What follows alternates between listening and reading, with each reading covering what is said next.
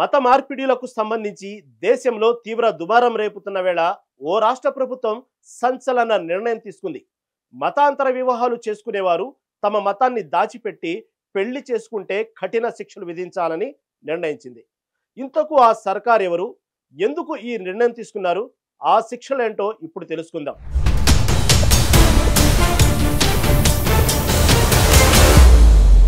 కొందరు వారి మతం ఏంటని విషయం చెప్పకుండా దాచి ఇతరులను మోసం చేసి పెళ్లి చేసుకుంటారు.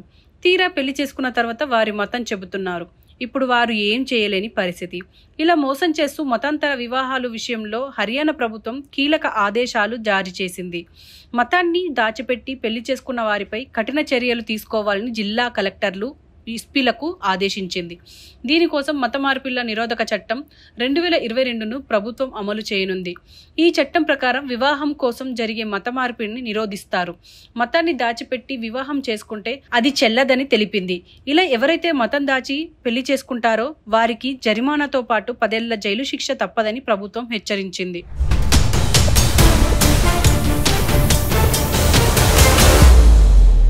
సాధారణ చట్ట విరుద్ధం మత మార్పిడి చేస్తే 1 నుంచి 5 ఏళ్ల వరకు జైలు శిక్ష ఉంటుంది. అలాగే 1 లక్ష రూపాయల వరకు జరిమానా ఉంటుంది.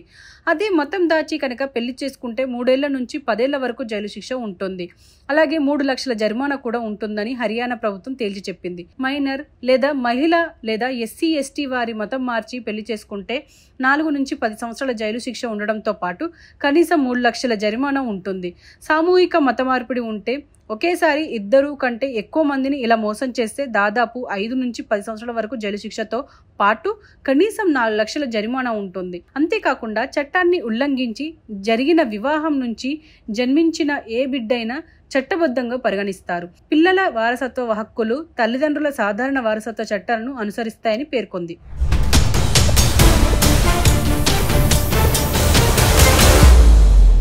ఎవరైనా మతం మార్చుకుని పెళ్లి చేసుకోవాలి అనుకుంటే చట్ట ప్రకారం మత మార్పిడికి సంబంధిత వ్యక్తులు అధికారులకు దరఖాస్తు చేసుకొని నిర్ణీత గడువు దాకా నిర్ణయించాల్సి ఉంటుంది. చట్ట ప్రకారం మత మార్పిడి జరిగితేనే తర్వాత పెళ్లి చేసుకోవచ్చు. అలా కాకుండా బలవంతంగా మోసపూరితంగా జరిగే మత మార్పిడులు ఎట్టి పరిస్థితులను అంగీకరించే ప్రసక్తే లేదని హర్యానా సర్కార్ తేల్చి చెప్పింది.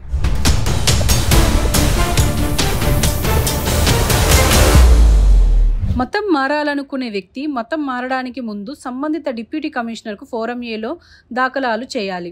మతం మారే ముందు వ్యక్తి మైనర్ అయితే జీవించి ఉన్న తల్లిదండ్రులు 2 ఫోరం బిని సమర్పించాలి.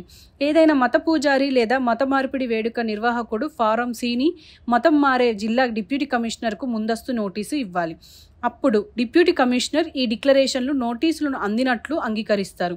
ఇక వ్యక్తిగత స్వేచ్ఛకు భంగం కలిగించడం లేదని, మోసం బలవంతం లేదని, చట్టవిరుద్ధంగా ఎవరైనా ఇలా చేయకుండా ఉండేందుకు ఈ చట్టం తీసుకున్నట్లు తేలింది. దీనివల్ల మత మార్పిడి చేయడానికి ప్రయత్నించారని క్లారిటీ ఇచ్చింది.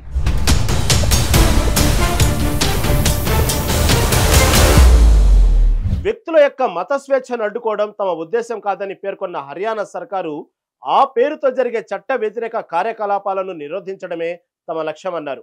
ఇటీవలి కాలంలో మతాన్ని దాచిపెట్టి పెళ్లి చేసుకొని ఆపై మత మార్పిడులకు పాల్పడుతున్న ఘటనల నేపథ్యంలో హర్యానా సర్కారు తీసుకున్న నిర్ణయాన్ని పలువురు గుడ్ డెసిషన్ అంటున్నారు.